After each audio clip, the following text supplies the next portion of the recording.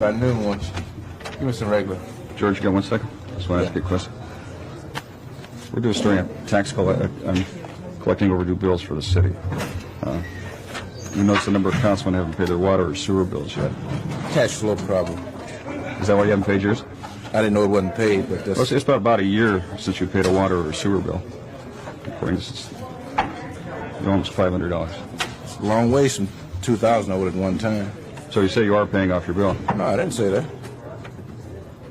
But it says here you haven't paid your bill in a year. That's what you said. I'm not aware of that.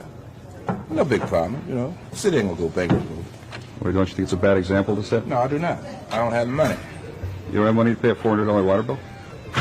I do not have the money, okay? Did you hear me? Well, in a time of austerity, Just a minute. Don't you think it's... How much you owe?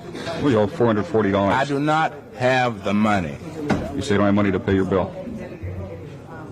Did you hear me? But your water's still on, though, isn't it? Yeah.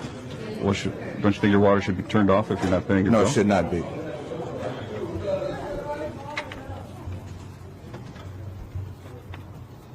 You know, one of these days you're going to come corner me and I'm going to kick your ass. Okay? And one of these days you're going to corner me and I'm going to kick your ass. Well, don't you think that's a legitimate question, George? I mean, you're not the only councilman. You're not the only councilman. Wait a minute. I gave you a legitimate answer. You asked me about my water bill. What did I tell you? You said you didn't have the money. But your water's still on, isn't it? Now, that was my fucking answer to you. But I don't think everybody has that luxury of having their water tough maintained. Shit. Okay, now, one of these days you're going to corner me and I'm going to kick your ass. Now, keep fucking with me, okay? Now, I'm telling you, keep fucking. Now, one of these days you're going to grab me the wrong fucking minute. No, I gave you my fucking answer, okay? Okay. We got a meeting. Now, I ain't bullshitting with you. We got a meeting. Now, you scared him, but I'll kick your goddamn ass, boy. I ain't bullshitting with you. We got a meeting. Son of a bitch. Now, you hang around with me if you want. Now, you think I'm bullshitting with you.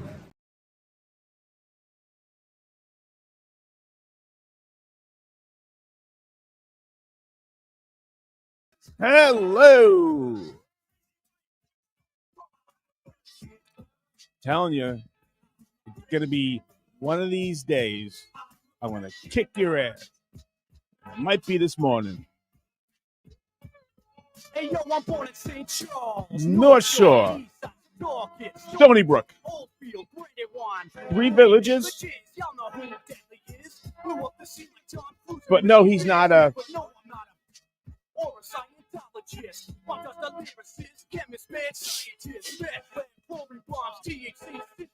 Boy, never quarterback.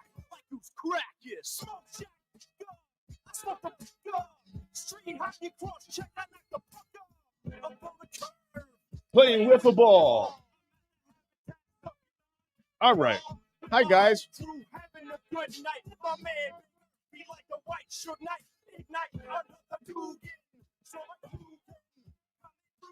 Guys, before anything, I would like to introduce my co-host. It is Coach. Everyone welcome Coach, please. I don't see anyone welcoming Coach. Gadoogan, Pan. How come no one's welcoming Coach? It's Coach. Hey, Coach. Do you like your new wig? Hopping the curbs. We're smoking out your ride? Yeah. We're like an island of Fort Pete. No. Go.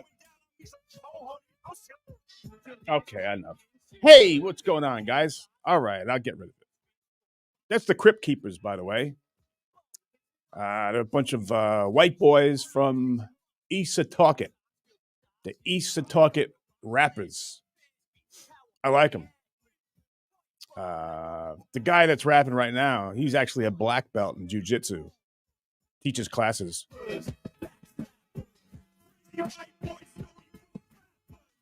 And the other guy's name is Garbage. And the producer's name is Big Earth. Big Earth, they say, is like a white Suge Knight. Ignite. And I believe they're Crypt Keepers. Coming out the dumpster, covered in cabbage. Okay. A gabbage, obnoxious, y'all. A cocky menace. The last Look like Rocky Dennis. looked like Rocky Dennis. Okay, that's enough of that. Thank you very much, guys. Thank you, Crypt Keepers. Thank you, everybody. Coach is here. Thank you. Yeah, Top Rock says rap is noise. It might be. But those are the Crypt Keepers. Everybody, much respect for the Crypt Keepers. And why is this nonsense going on over here in this screen? I got a lot of stuff to tell you today, guys. We're going to meet this gentleman that you probably know who he is. His name is Joey C.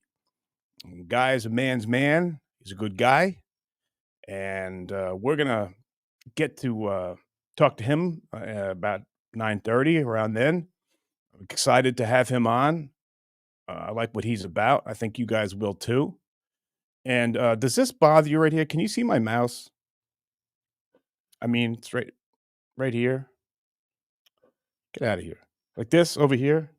I mean, yeah. Do you see this? Kind of like there's a bunch of gnats over here. Does it bother you? Because it bothers me. Oh no. Woo! Oh, it doesn't bother you guys? Richie and West? No? Okay. I'll leave it then. Fuck it. Because it's up here too.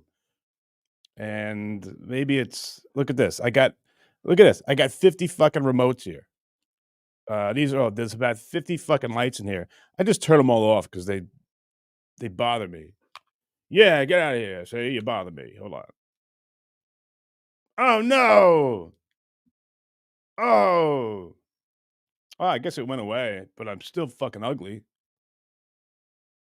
How about this one? Let's turn this one on. I don't know which one it is. That one? Turn that one on. How about this one? All right, fuck it. I don't care. Whee! Nice. All right, guys. No, I didn't get a new wig today. Kind of pissed off. I kind of want to make that a daily thing. I do have new friends for you to meet. They're again, I should give a what do they call it? A prequel, a pre-soliloquy, a prequel. Some of the things you might hear tonight are of adult nature, are R-rated. This is not for minors. If there are minors around, please don't have them around. This is for adults, and there may be some things that you might get upset about. You might not agree with. But that's the beautiful thing about this great country. Like Frank Rizzo said, me and you, we can forget all the great things about this great country we live in. And I can take you and all the people in the room right now, and all of us can go behind that building right there. And I'll take yous all. I'll take yous all physically. And when it's over, win or lose. Do you like when he does that with his arm? He goes like this. He goes, win or lose. Whatever happens, happens. But I want you to know that you're a crumb creep coward. You're yellow. You're a coward. You wouldn't even know what to do if a real man came up to you. Make sure you get all of it, crumb. He even calls the camera guy a crumb. He goes, make sure you get it all, crumb. I'll put my dog away. Guys, I like the guy that we just played in the beginning. Whatever his name is, Dubois, whatever. He's funny. But Frank Rizzo was the typical, I don't know if you got a guy like that in your family, but that's like a man's man. That's World War II tough. You know how tough those guys were? You know what I mean? Like they fought for their country. You know, they didn't fight about it. They went out and they fought for their country, for us. And you ask them about it, they're very mild-mannered, very soft-spoken. "Yeah, well, we were on the Straits of Gibraltar Bay, and yeah, kamikaze hit our boat, and, yeah, there was a lot of deaths, and the sharks ate." And can you imagine that toughness put into the kids today? I gotta tell you, I was just watching, I was eating dinner before, and it sucked, by the way. As you guys know, I'm a food snob. Every dinner sucks. But I was eating dinner, and I don't even want to talk about it. But I'm watching a story, and again, I don't get political. I don't do that. Probably because I don't.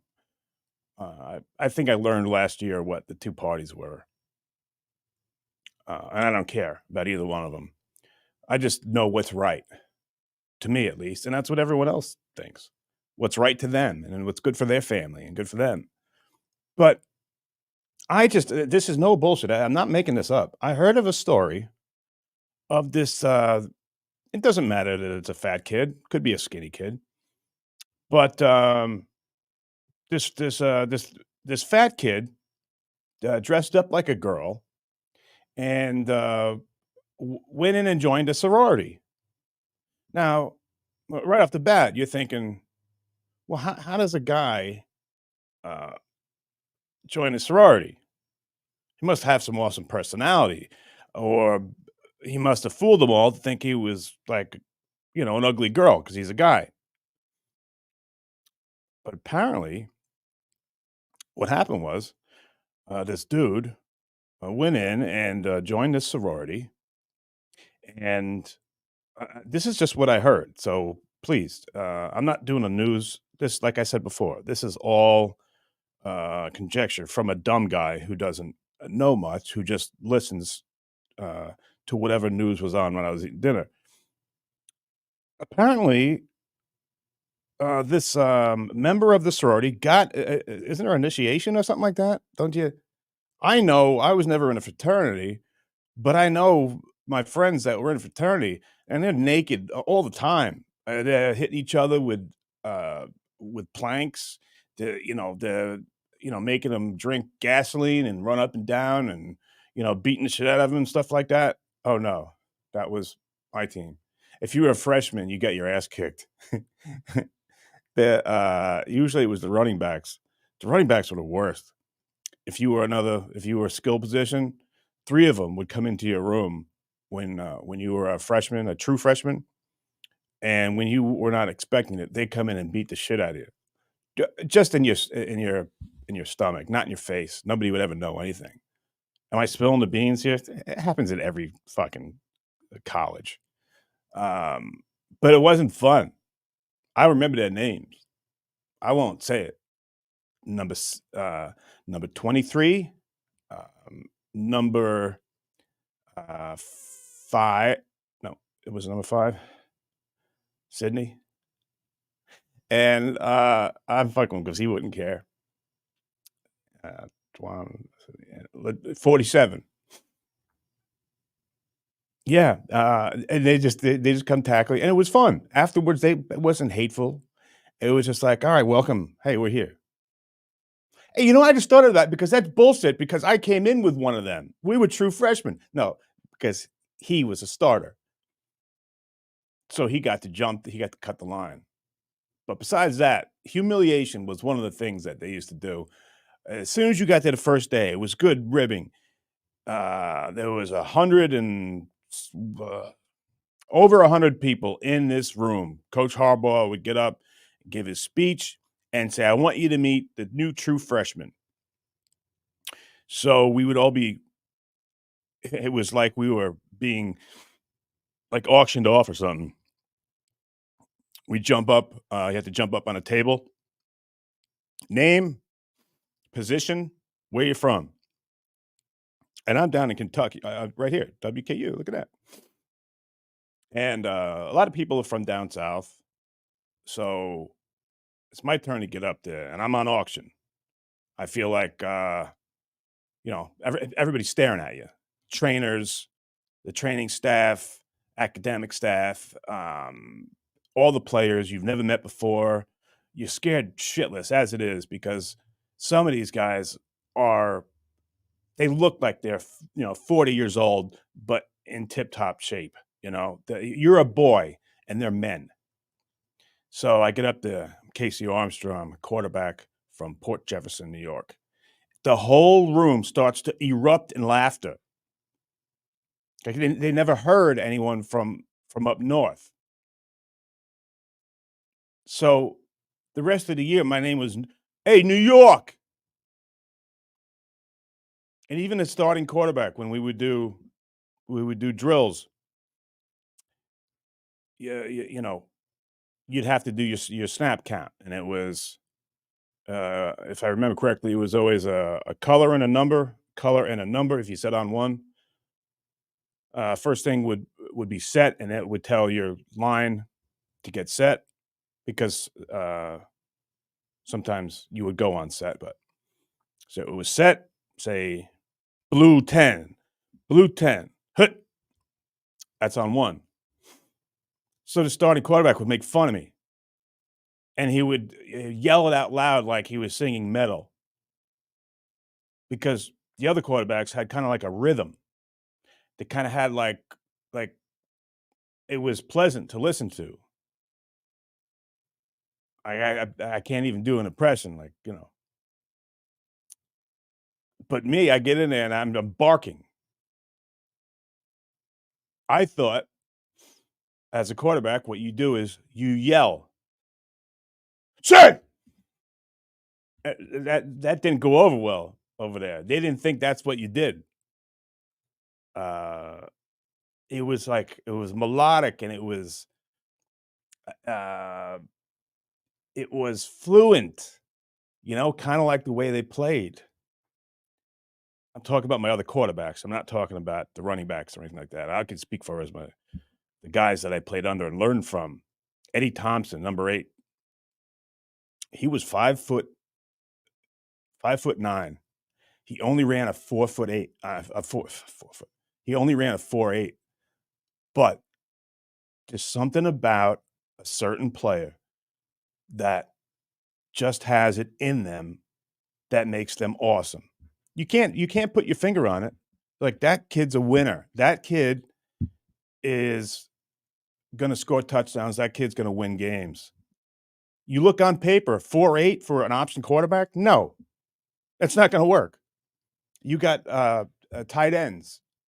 You got inside linebackers, and you got some linemen, a lot of linemen in the pros running a 4'8". But we got an option quarterback who's 4'9", who's going to run for 300 and something yards per game. That was Eddie Thompson. The kid was my idol. He was amazing. I learned a lot from him, and he was really cool. When I was a freshman and came in, I didn't know anybody. I didn't know anything. I was struggling learning it and stuff like that. Put his arm around me and say, he didn't have to do that. And then he was a super senior. So then every year after that, he'd come in and check in with me. And I always appreciated it. He was kind of like, I guess if you got an idol, got someone you look up to besides my Coach Snead. Eddie Thompson, I was one of those guys. And it shows you a lot, man, because I think he still got the record. I think he ran for over like 360 yards for Southern Illinois, the Salukis, at 5'8", running a 4'8" 40. I learned a lot from him, man. And if that didn't say anything, well, I'm stupid. I got a lot to tell you, but I think a good thing would be to introduce you to somebody that, from what I know, is a guy I'd like to hang out with. And I see I got a lot of you guys in here. Thank you for hanging out. I'm excited. I've been excited to have this guy on. His name is Joey C., and he's my guest today. Casey. Joey C., Let me savor this moment. This is like meeting Babe Ruth. I've been a fan of yours since you got out of college. That's so nice of you, buddy. Look at you all dressed up there, man. What are are you going to to a corporate event or something? What's going on? I'm on Casey Armstrong's. I had to make sure I was nice and dressed, man. That is a man's man. That's a man of respect right there. Thank you Absolutely. very much. Absolutely, Wow. buddy. That's really cool, man. Thank you for that. You're welcome very much. didn't have Thank to you do for having that. me. You No, definitely didn't have to do I had to do this. This is the next best thing if Howard Stern sat me down one-on-one. So. Yeah, but that guy's talented, though. You're talented too, buddy. Thank you. Let me just say this, Casey. Sure, Joey, if I ever was a gay man, there were two men that I would be with: Casey Armstrong and Elvis Presley. Okay, all right. That's a huge. That is a huge acclimate. It means a lot. Thank you, buddy. You're welcome, buddy. You're welcome. I'm really Joey honored. C. So Yeah. let me tell the audience just a little bit about you. I know you have a past in athletics. Tell us. Well, yes. Well, I didn't play professionally. I almost did. I got injured I played baseball all the way through high school. That was your sport. Did you play any other sports or just No, baseball? I was too small. I couldn't play anything else. I'm Okay. I'm about 5'7.5" now. I lost about a half inch, getting up to the close to 60. But I was 5'8". I peaked out at 5'8". But I was I was pretty fit in my 20s and 30s. And you're in the Chicago area is where you're talking. Yeah, I left. I was born and raised in Chicago. I lived actually. I was born and raised at Western and Addison, which was about 2 miles from Wrigley Field, and then I moved down to Southport and Addison at my grandparents' home, and that was like 6 blocks from Wrigley Field. And when I grew up there, it was a pretty bad neighborhood. And now That's it's really. what I was going to ask you because now Chicago is probably one of the most as far as crime. It's a bad place. Was it as bad when you were growing up there? My neighborhood was pretty bad when I grew up. Yeah, it was pretty bad. What was your neighborhood like? Was it white, Italian? Mixed. There was Latinos, Jewish people, and I'm talking the poor Jewish people, not the rich ones. Okay. We had Germans, we had Italians, it was just a mixed community. Gotcha. Everybody. Gotcha. Okay. And how did you get involved? I think it was with the Cubs. You started doing some work for. Yes, I was a pretty bad kid. I was getting involved with gangs. I got in a lot of fights at school. When you say gangs, Joey C, how did you know about the gangs, and what did the gangs do in your neighborhood? Like, what did they run, and why were you kind of forced into screwing with them? Well, my mother and father got married, and my dad left us when I was 5 years old. He just came home one day. It was me, my mom, my sister, my brother, and my father came home and said, "Pack the house up." And we thought because my mother was expecting another child, that we were getting a bigger home. He said he was divorcing my mother. He dumped us in a small apartment and never paid child support. I got to know my father about when I became a teenager. So he left us destitute. My mom couldn't afford nothing. So we were forced to move down to where my grandparents lived, which was the real bad area.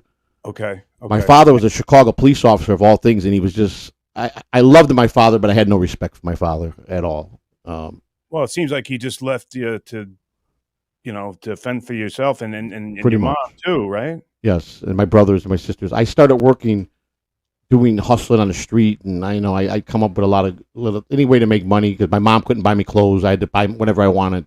I started shining shoes. I was mopping floors for $1. I was a pin setter.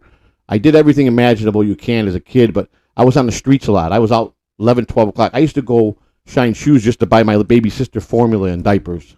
I was the oldest. Your mom doing? What was she working? No, my mom, she couldn't. I mean, she had to take care of my brothers and sisters. Someone had to be home to take care of the kids. Yes. So I was the man. I became a man at 9 years old. Yeah, your old man was never stopping by, helping out. Nothing. My grandparents, his parents, my grandfather was a good man. My dad's parents, he hated my father for the way he did his family. So from time to time, he would come and help my mother with bills. But they died when I was 14. My grandfather passed at 60 in 1980. He was 60, just retired from the police department. And my grandmother died 2 years later. I was 16. So he helped as much as he could, but he did not like his son at all. Wow. he was very disappointed in how he just left his family. So from going to do like just a kid working hard, shining shoes, doing legal and decent things. It's like mowing lawns and right, stuff like that. I did all that. Yeah. Yeah. So how did that progress into you getting into the wrong crowd? Well, because of being on the streets in my neighborhood was so bad with drugs, and it was for prostitution, pimps all up and down Belmont Avenue. I lived on the north side of Belmont. On the south end of Belmont, we had a lot of gypsy. The gypsies were all over there. It was a gang, a pool hall where all the gangs hung out at. We had Latin Kings, Disciples. We had Simon City Royals, Taylor Jousters. They mixed all gangs. There was a lot of gang fight. But the gangs back then, they weren't with Uzis, and it was bats and chains and fists, mostly fists. Okay. But I started going down a bad way, but I loved the baseball. It was my dream to be a baseball player. So I played a lot of baseball in the schoolyard. Okay. And I snuck out. A friend of mine told me that I could get a job helping the truck drivers that picked up the players' equipment at the airport when they came in at all the different hours. Like the truck that would go out. It in there, right? Correct. They go out to the airport. They pick up the players' all their luggage and they bring it to the ballpark. But they would come all hours of the night. So I snuck out of the house. I knew they were coming in at 2:30 in the morning. The Cubs were landing, and the visiting team was coming in. I think it was the Pirates. And I snuck out of my bedroom window, and I ran up the railroad track 6 blocks, and I went to the truck, and I'm this little 13-year-old kid begging the truck drivers to let me help them unload because I want to get in the locker room. I want to get my foot in the locker room. And the guy goes, "Get out of here! You better go home. You're going to get us in trouble." I bet you came back. I came back again, and I came back the next time they were there. And 3 times he finally said, "Man, you're a persistent little kid, man." He started letting me lug in the players' bags. And the clubhouse manager saw that I was a worker and a hustler, and I go, "I'll shine the shoes for you. I do the cleats. I'll do whatever." Right. No money. I worked for tips my first 4 years. And then I run errands for the players. They would Isn't come it in. amazing what a little persistence would do, Joey C? I mean, if Yes. someone sees that in you. Exactly. My mother taught me to be a leader. I've always tried to be a leader. She said, "You're never going to amount to be a 6'3" gentleman, big bodybuilder, and you better start to learn how to fight." So I fought my whole life. Yeah, smart lady. Yeah, Smart she lady. was. She is. All right. So you're getting your foot in the door and you're working your ass off. And when the guy says don't come back, you come back anyway. And Right. you say, "I'll do whatever work you got." What's the next step from there when he finally realized that, hey, this guy is someone I can have on my team because Right. this guy's going to work his ass off. Correct. When I became 15 in your legal age, where you get a school working permit where you get go working on the papers. payroll. Yeah. He says in 1982, he says, "I want to make you one of the bat boys. 2 bat boys this year. You rotate every game. There's 81 games at home. You'll do one. This kid Dennis will do one." And we rotated. He said when the Padres come in, they bring their own guy, so you won't have to dress for the Padres. He said, and there was one other team, the Padres. That's awesome, man. I mean, that's like, in your neighborhood, were people like, were they all jocking you? Like this guy's putting on a uniform. He's at the stadium all the time. I mean, was it a huge thing among your peers? Yes, it was big to me. I was a hot dog. Every time a player got a home run, I made sure I was in the shot at home plate, giving him a high five so I could make the newspaper. So yeah, I was a hot dog. So well, so that's awesome. So that must have done incredible things for your self-esteem growing up with all these challenges and stuff like that. Must have been like a bone got thrown to you. Well, it was to sit there and put on a bat boy uniform and Pete Rose to come up to you and say, "Hey, catch for me, warm me up, kid. I'm going to get loose, throw some with me." And kids in the stands from high school. Who are you betting on? I'm just fucking around. Well, we'll get that in another day. But, yeah, no, I got you. No, but for a star like that to come up and say, "Hey, let's do let's play Pat." Do some long toss, Yeah, nice. And I played, and my favorite center fielder was the Pirate center fielder, Omar Marino. He stole a lot of bases. He worked with me, taught me how to be a good center fielder. I had a .999 field percentage when I was a center fielder, and I stole a lot of bases. To know these players, even from other teams. Yeah, I worked on the visiting clubhouse, so I was the bat boy for all the visiting teams. Oh, I understand. Okay. All right. Yeah. I got you. And 83 was my year to graduate high school. I got injured, so I knew the doctor said at best if I had Tommy John surgery, I would never probably see the big leagues, and I was getting ready to have a baby. You were pitching. You were pitching. I'm You're sorry? still in high school, right? I'm still in high school. Yeah. Yeah, and you're pitching. No, I'm pitching. I played the outfield, played center field, but I tore everything up in my arm. Tommy John from I thought that was just blew out my arm bad. Okay, all right, I got it. And he said that he didn't think I could recover from that. At best, I might make AAA. I was expecting a child at 17. Oh wow! So it kind of changed everything. Yeah. That kind of you're going to be a family man, and it's tough. It's tough to do all that. But so how did that end, Joey C? Well, in '83, when I was finished with high school, I was going to be 18 the following year, so I was going to put on a bat boy uniform. So they were just getting into the videotaping of the players, the pitchers, the mechanics, and each individual at bat. Back then they had cinematography where a guy would videotape each at bat, and the coaches can break down frame by frame what they're doing. So I was going to go into that field, and I was working with a gentleman that was doing it for 45 years. He was with the Phillies, named Bob Searles, and he came to the Cubs with Dallas Green and everybody that came from Philadelphia, Larry Bow and all the players that came, and the Phillies. It was the changeover when the Tribune bought the Cubs. So I started doing that for the next 3 years, and it just wasn't enough money because I was more like an intern. And I was expecting a second kid now. Oh, and, wow! Yeah, I'm sure that's a lot of money. a lot. I got 5 biological children of my own, and then to raise 3 stepchildren. So I got 13 grandchildren. So okay, all right. So my father, I just started to know him. Now he wants to be in my life. I'm a man now, so now he wants to get to know me. The cop. Yeah. Was he retired this time? Well, he was on his way out because he wasn't a nice cop, Casey. He was charged with being a crooked cop. He got shot in the line of duty, and he wasn't a nice guy, and he was on the wrong side of the fence. Allegedly dirty cop, as they say. Allegedly, he was a dirty cop. He's passed on. He's been gone for 5 years, but yes, he shamed the family really bad. Did you guys mend the relationship because you were mad at him for a while? Well, I don't think I ever forgave him, Casey, but I'll tell you what I did do. His last 5 years of his life, I took care of him, brought him to Florida, and me and my sister took care of him until he died. Buddy. Says a lot about you. Yeah, he gave me birth. He gave me life, and I felt that everybody who dies deserves to be put to rest. And he had nobody at that point in his life. He was flat broke, not $1 in the bank. Oh God! It was a big burden, but that's tough. I wouldn't be like him, Casey. I made a promise to myself I would never be the man he was. Good. Well, you got a great lady behind you, so it's hard for you to fall off track unless you somehow, which I don't think you will. I think you understand, and you just the way you treat her and what I've seen, that's a blessing. That young lady you got behind you. Yeah, that's we've been together.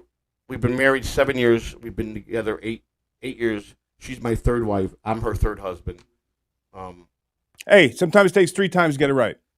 I had 2 failed marriages. My second one was 25 years, and I met Christina. She gave me a heart. I was so angry. I had so much anger in me my whole life. And you had some black gook shit in there. You had given up almost. I almost did, and because my 25-year marriage, it broke me down bad. It was the last 10 years were horrible, but I love my kids so much I would never leave them. I wanted to make sure that I was there till they were grown, nice, and take care of them. And I did everything, but I beat myself up, Casey. That was my worst nightmare to me. Well, who out there can't relate to that? Don't we do that? Everybody does that. Yeah. I went through a bad drug era in my life. A lot of drugs. What kind?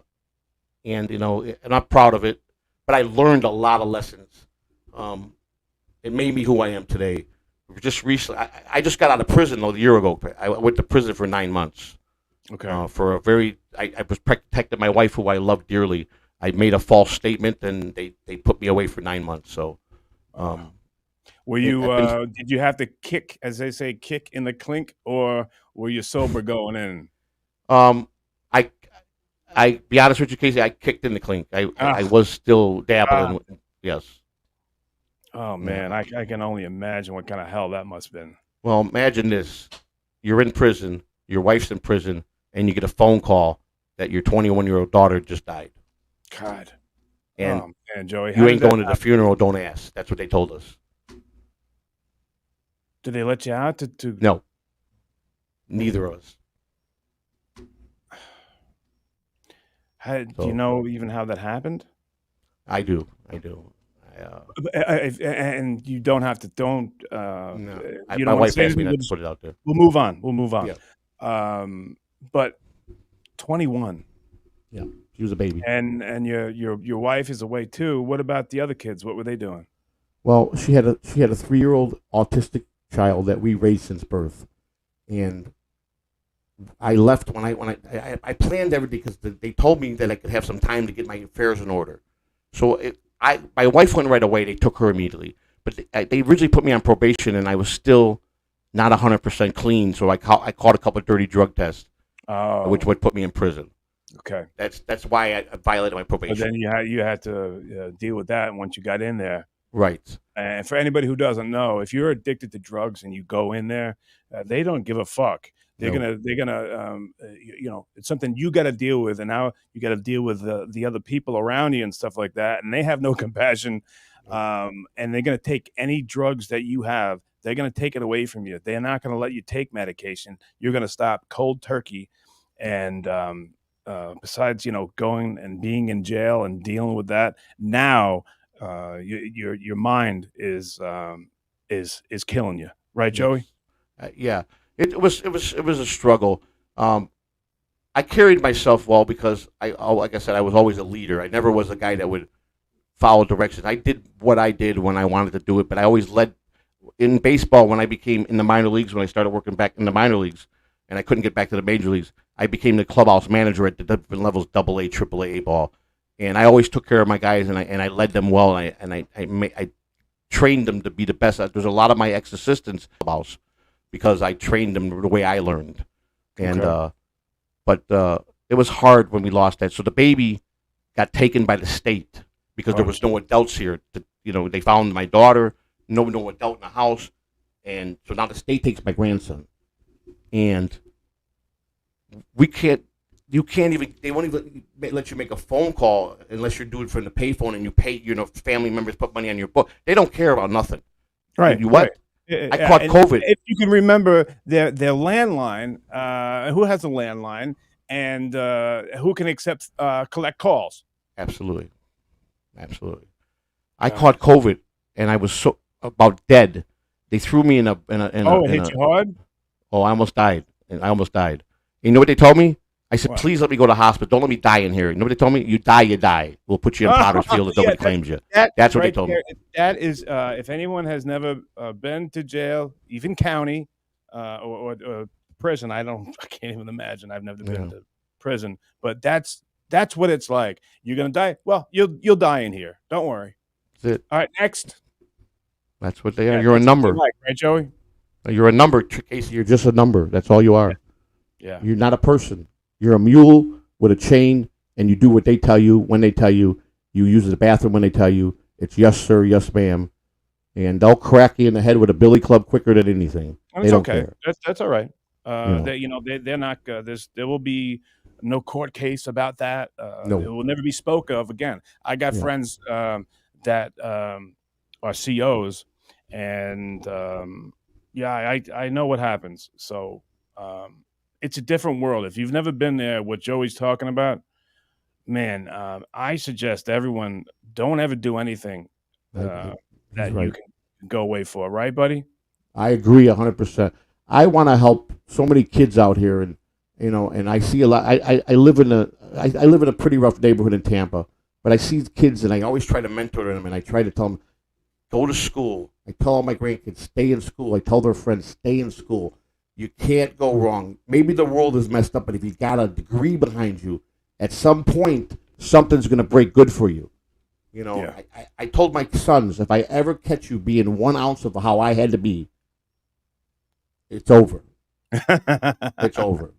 Do not act like my one son tries to emulate me, and I grabbed him by the neck, and I said, "Let me tell you something. For one, you'll never be me. Number two, I had to do what I had to do so you could have a better life." Right. Right. Right. And Don't you he think used to how tell me old are they? he You think worshipped they me. understand? I said, dude, I'm nobody. I'm just the man that raised you the right way. Don't ever emulate me. And he understood what I meant. I mean, I got really serious with him, and Yeah. he's so smart and gifted. And I had to do what I had to do to survive in life. I had a lot of hard knocks. I created a lot of my own pain.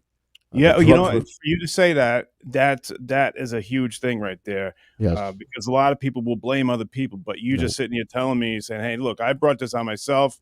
I made the wrong decisions, but that doesn't mean my sons or my kids are going to do the same thing." exactly. So that's pretty. That's pretty big, man. Yes. And well, what did that come through? Faith? How did you get there? Well, I guess when I met Christina, and like I said, Christina, The love of a she's woman. Yes. she loves you to death. She's doing our podcast right now. We have a guest, Sheila Alien. Oh, Hackwright. Do you know who Hackwright is? I know the hack verse. Okay, well, Hackwright is a great guy on here. He has a show every Thursday night at 11 o'clock. He's featuring you tonight. He's a big fan of yours. Oh, awesome. Well, I'll He definitely wanted check to that know out. if you could just watch it from your home. Sure. He would be honored. He's a big Howard Stern and a big Casey fan, and he's doing I'd love a to. thing on you tonight, a special thing. So I'd love to. yeah, he comes Yeah, out at before 11 we o'clock on close you YouTube. up, tell everybody once again how to see this gentleman. Hackwright, you just go to hackwright.com. I think most of the people in the chat know who Hackwright is. He's very interesting. He writes music. He's a musician. He's out in California. He wrote my song for my channel. He does my thumbnail. He did this thumbnail that's behind me. Very pretty talented cool. guy. That's Yeah. pretty cool. That's my prison podcast I started. I got 19 weeks left. I interview every Saturday night a former prisoner that either was in state prison or in federal prison. Wow. Yeah. So tell people right now. I know you just told us a little bit about this show, but where else can we find Mr. Joey C? Just put Joey C I'm at Joey C14 on YouTube, at Joey C1421 on Twitter. I mean, I know you've been following the Dabbleverse. I injected myself into something I didn't investigate, and I got into a world of shit here.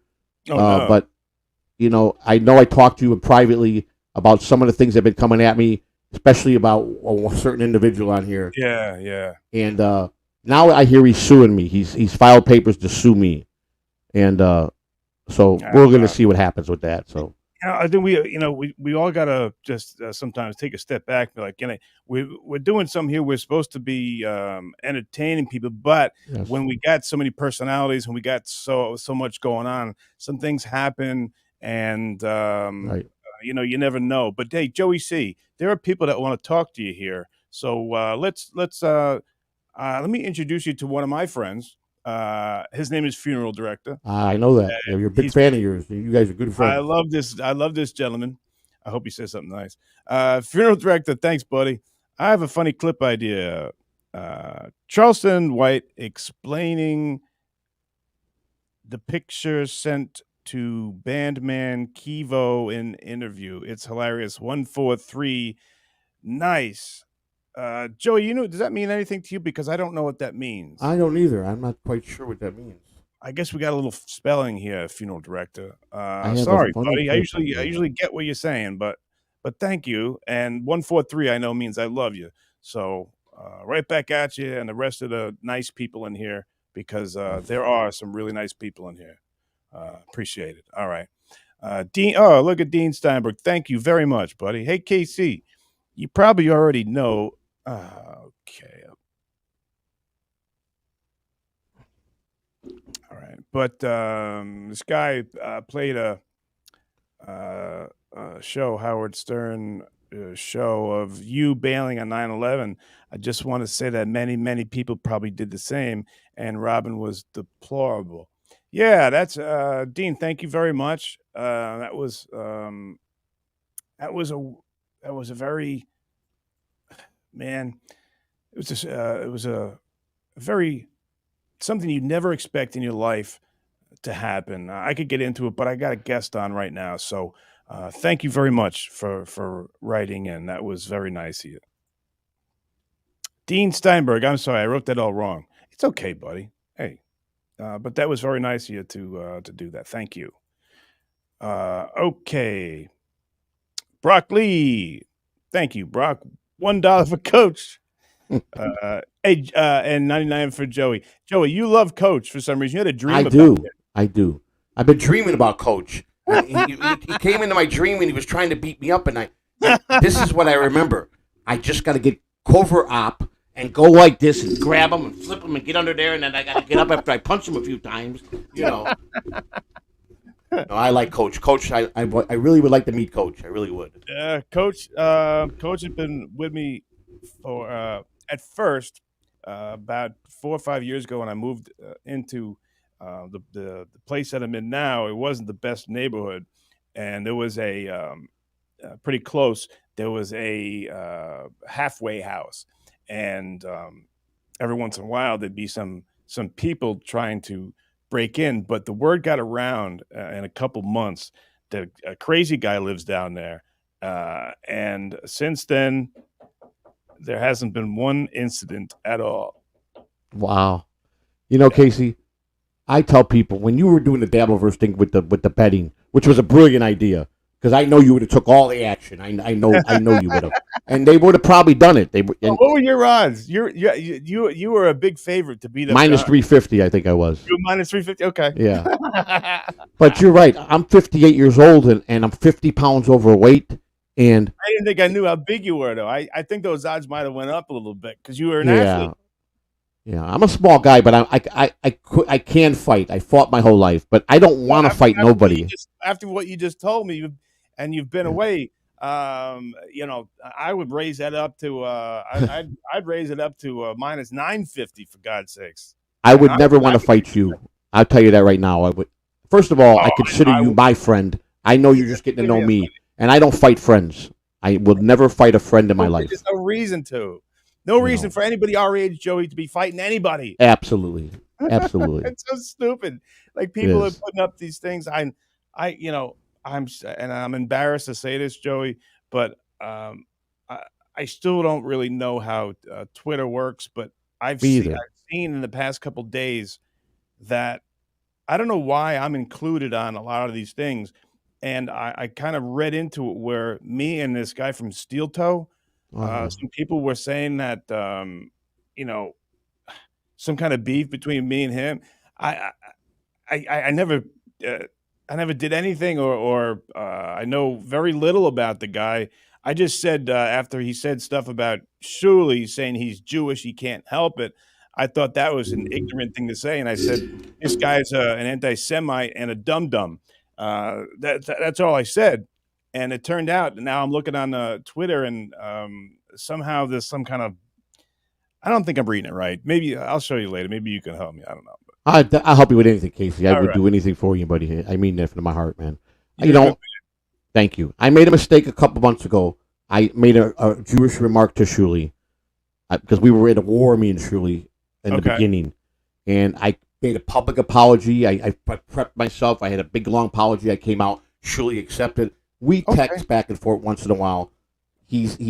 I've always loved Shuley, but it's a love-hate relationship. You know what I'm saying?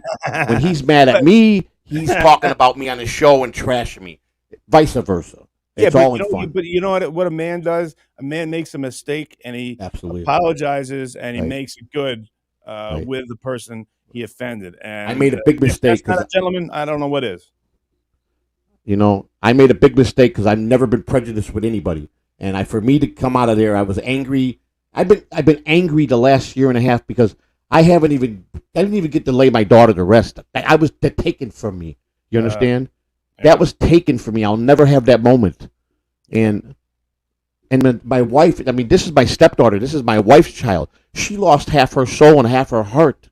You know, and I sit here every day, and I lost my grandson. I cry for him every night. Yeah. I cry like a baby every night. There's nothing wrong with that, and there's nothing you should be ashamed of. People say Anything outside of you doesn't define you, and I find that to be a very insulting thing. I dated a woman for 8 years, and she lost her sister to suicide. Oh, And if you don't think that was something that affected her and shaped the way she lived her life every single day that I I'm knew her sorry. and still know her, you are. When someone so close to you is gone, it does affect you, and it does. Make you identify Yes, who you I are, I and agree. everything is about that. I'm sure I don't have to tell you that. No. Excuse me, Casey. Hackwright is in your chat, Mr. Hackwright, Oh, the one that's doing the special on you tonight. oh, cool. And how do people see that again? Just go to hackwright.com, I believe, on YouTube and pick him up. He's 11 o'clock tonight. It's called Puzzle. I'm going to blow this. He's going to be mad at me. It's, oh my God. I'm sorry, Hackwright. Put it in the chat so I can remember it. Yeah, I'm yeah, just yeah. a little But he's nervous putting here because, something up on YouTube at 11 o'clock. yeah, it's called Puzzle. Oh my God. We'll get it. He'll come up. He'll come Yeah. up. But we got to thank this guy, Dean Sternberg. Dean Sternberg. Now, since we got the other message a little bit wrong. Look at him. He's sending another super chat. How nice of you, buddy. Thanks, Dean. That's really nice. Sorry if I fucked up reading your thing. Barrister. Oh, I like this guy. Barrister 1401. High IQ Joey C wears a green coat in front of a green screen. Genius. He's fucking with you, but it's I funny. know. I just realized I had the green coat on. I did the same thing. I had a jet shirt on the other day, and I'm like 2 seconds, so I got to quick and play something else. Yeah. So I'm gonna take it off anyhow. I feel relaxed now. there you go. All right, awesome. But I mean, what a class act! What a gentleman! Joey C comes on and wears a shirt and tie and a jacket to show respect, Yes. which he didn't have to do. But thank you, buddy. That You're welcome. shows Casey, where did you play college football in Kentucky? Western Kentucky University. Yeah, Okay. I don't know where my sweatshirt. Hilltopper, baby. And you're pretty fit today, right? You work out a lot and Yeah, man. dedicated to that. I got old man strength, and I'm too old to fight or anything, but I work out with guys that are coming up, and if they're going to have a fight, they bring in a striker or a wrestler or grappling, jujitsu, Right. Muay Thai, or whatever. But I can help these kids That's with awesome. with wrestling, and they don't see me as an old man when they're That's punching good. me in the face, but it's okay. You're still pretty strong, though. I could see it in you. I mean, I got to ask you a question. You Sure. still got the Superman suit you wore back in the day? No, Joey, that actually was the real Christopher Reeves wore that thing, and this lady who owned it brought it in, and it was Really? me, Howard, and Artie tried the thing on, and I didn't know anything about it, and I actually tried the thing on, and it fit. Gary was in the bathroom with me, and I got this fucking hair that won't go away. But yeah, so that was funny. I still got a picture of it, and it was just weird. I never thought I'd be able to try on Superman's outfit. That's It didn't awesome. mean anything to me back then, but Christopher Reeves wore that thing, so That's amazing. it's pretty cool. That's cool. I got the replica Adam West cowl from the '66 Batman. I know him. He came Did on you the show. know I him? know him through Family Guy, where he's one of the best characters ever. But he used to Correct. come on the show a bunch of times, and he was a very nice guy. And you Nice. had his what was I had your, the replica. It was what the company that made the replicas. I got one was of he them. the So, first Joey? Was he the first Superman, or was it Christopher Reeves? well, no, it was George Reeves was the first Superman, I believe. See, George I know. Reeves back in the '60s. Okay. He's the guy that they say committed suicide, put a bullet in his head. Oh Jesus. They did a movie about him, about George Reeves. Was Christopher Reeves Superman? Christopher No, Reeve was also Superman. Yes, he was. Okay, I'm Yes. questioning all of it because I don't know shit about it. and he wound up becoming crippled, didn't he? He was in a wheelchair when he died, I believe. Right. Got in some kind of horse accident or on a something. horse or something. Yeah. Yeah. Gotcha. All right, here, let's go. Rick, Rick, Joey, what does that say? It says Rocona. Yeah, I know this person. I don't know how to say it. I think it's Rocona or Kona. Maybe they are silent. Yeah, love you, Casey, Joey C. I am old. Was born in Hedgewish, raised in Rogers Park, and Rogers will Park. die in Chicago. What neighborhood are you from? Oh, you got a fan here. That do you know Well, these she's places? from Peterson, in California. That's Rogers Park. Mather High School is over in Rogers Park. I grew up in Wrigley Field, Southport, and Addison area. But believe this or not, my mother wouldn't let me go to Lakeview High School because it was infested with gangs and drugs. And I went to Mather High School. That's where I went in Rogers Park. And then this person would know all about that, huh? I'm sure I know she knows Mather High School. I'm Peterson, California, Rogers Park at Western Avenue in Peterson. That's all Rogers Park, and a little bit more north of that too. I had a friend that I played with down. I was from Lincoln Park. Yeah, Lincoln, very up to do place, Lincoln Park. Nice. That's a good place to live. Good area. Yeah, high, very. It's near downtown, so it's yeah. Where's Arlington? I love that track. It's just west of the airport, Arlington Park. Yeah, Arlington Heights. It's just a little west of the airport, O'Hare Airport. Well, thank you, Rakona. Thank got you. Joe Black. KC, my brother. Joey's a sweet dude. Yeah, I think he's a good guy too. Thank Joe you. Black's a big fan of yours, Joey. Thank you very much. Thank you. And you got American Cupcake. Look at you, Joey C. Big time. American Cupcake's cool. He does my show. He's one of my regulars on my show. Nice. He's nice. a great guy. Great guy. Yeah, there's some good people in here that we meet. I waited right? 50 years to come on and be with someone from Stern, and Casey and Stutter and John are my two favorite. And this is like, you just don't know how big this is for me. And I met every major baseball player there is and hung out with a lot of those guys. This is bigger than that. Being in to talk to you. I don't understand any of that, but I really appreciate you saying that. I think I mean you that. might have to have your head checked, Joey. But No, I love you. I love you, brother. I love you. fucking Really. with Amish Space Force. Congrats on winning the Masters, Joey. Thank Joey, you you ever sir. play golf? I'm terrible at it, but I've played it. I'm with you, brother. Yeah. Let's see.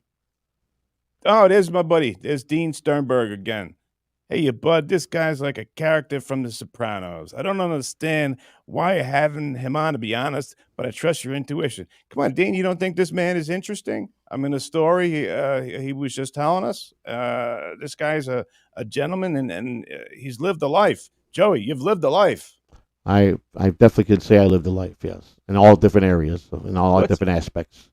For people who may not have lived the way that you did, what do you think the most shocking thing that's still kind of I know I got mine, but what's one thing you wish you didn't see? You want the truth? Yeah. I was in a crack house, and me and my buddy were sitting there. My buddy was a drug dealer, and my best friend I grew up with, and he was making a drop off, and some guy came in, very raged, with a 9mm in his hand, and there was a guy sitting at the table. They owed him $5. He went ballistic for the $5 and told him if he didn't pay the $5, he was going to put a bullet in his head, and he shot him right there in front of all of us. Put a bullet right in his head. Jesus Christ, for $5. For $5. And you saw the whole thing. I saw the whole thing. And I threw up. It was one of the sickest things I've ever seen in my life. I think we all got sick that night. And we exited out of there as fast as we could. Do you remember the first time you saw someone like really get beaten up? I mean, the sound of the flesh with fists. I mean, it's an unsettling sound first time you hear it. But to see someone get shot in the head, with a 9mm, it was. Is there a silence afterwards? What happened? Did you guys just sprint out, or we dipped pretty quick? I threw up right away, instantly. I mean, I threw up, and my buddy grabbed me. He says, "We got no time for this. Let's get the hell out of here. This place is going to be covered with police." Right. And I mean, there were a bunch of bad drug addicts, really deep bad drug addicts, and to them, it was everyday life because they see that stuff every day. And that was probably the one thing I would regret I never ever saw in my life. Yeah. No, I get it. Thank you for sharing that. You're welcome. I'm sure that that's something you never forget, especially at over $5. $5. Jesus. Yep. Oh, it's my buddy, Grizzly Adams. He did not have So someone told me, said, "Why don't you read it right, you asshole?" He did have a beard. So Grizzly Adams did have a beard. Casey, my friend Daryl Havish said he played you in high school football. He said you were a linebacker. He goes by Freshel. He sends his love. Grizzly, thank you very much. I was a free safety, but sometimes I'd come up kind of like a Mike Backer or something like that. But I'd be curious to see what school he played for. But I thank you for letting me know that. I love the glory days, right, Joey? I absolutely, absolutely. Was your school any good? That you played No, baseball? we were terrible in sports. They sucked all the way around. They were not good. That's why I liked wrestling, because it was, if your team sucked, you didn't have anybody to blame, because it was more an individual sport. I guess, it breeds narcissism, but if you're not a narcissist wrestler, you won't be very good. No. That's right. It's a lot of dedication. You gotta put your time in. Totally. I know that. You know about that, yes.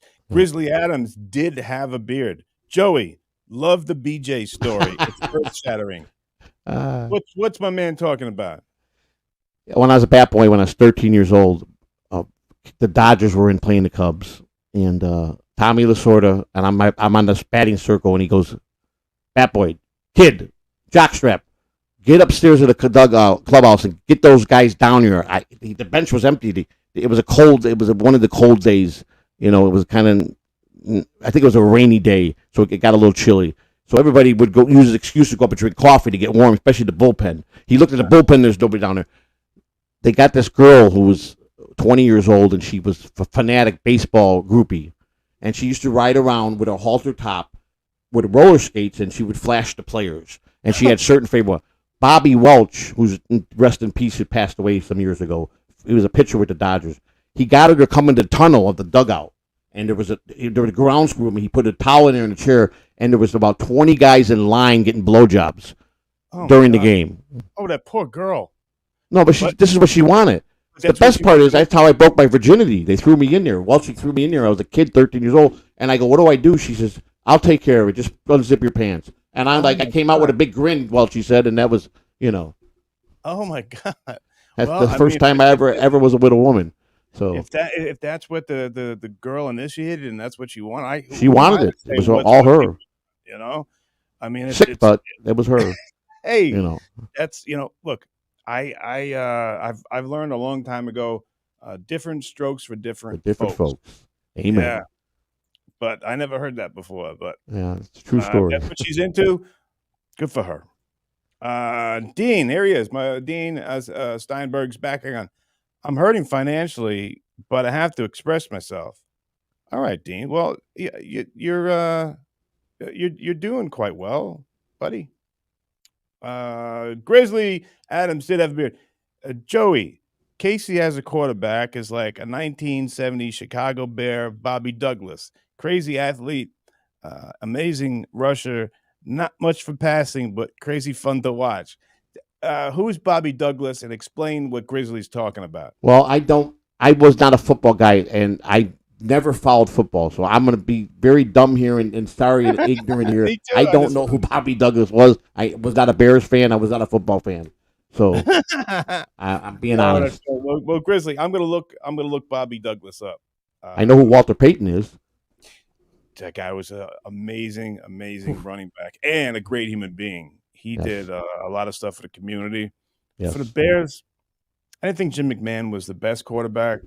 Willie Gault was an amazing receiver. Yes, he was. And Joe Morris, I believe, before he got to the Giants, played over there. Who was their fullback? I don't know. I couldn't tell you one thing about football. But Ditka, come on. Ditka is pretty amazing. Yes, he was. That team, what year was the Bears? Was it 89? Was that the year they won? I think you're right. I'm pretty sure. And then remember they came out, Joey, with that cheesy Super Bowl shuffle? Yeah. Yeah, I'm sure that doesn't hold up. No, that's a classic. I think you can find it on YouTube today. You just got to look up the Super Bowl shuffle. I think someone posted it on YouTube. I had issues, but I don't think it says anything bad. Um, Anne Marie from Howard Stern. Thank you very much. Joey, I love you, big guy. Shuley was talking mad crap about Gerald Layard. Laird, the Jerry He's Laird. Laird. Okay. Yeah. He's that much of a dirt Uh, word, dirtbag. yeah. Dirtwood. Dirtwood. Okay. I wish you would put him in his place. Plus, you're cute. All right. Oh, Well, thank what? you. Explain, can you? Well, Gerald Laird was a former major league player, one of my best friends to this day. He signed with the Oakland Athletics out of high school as a number one draft pick.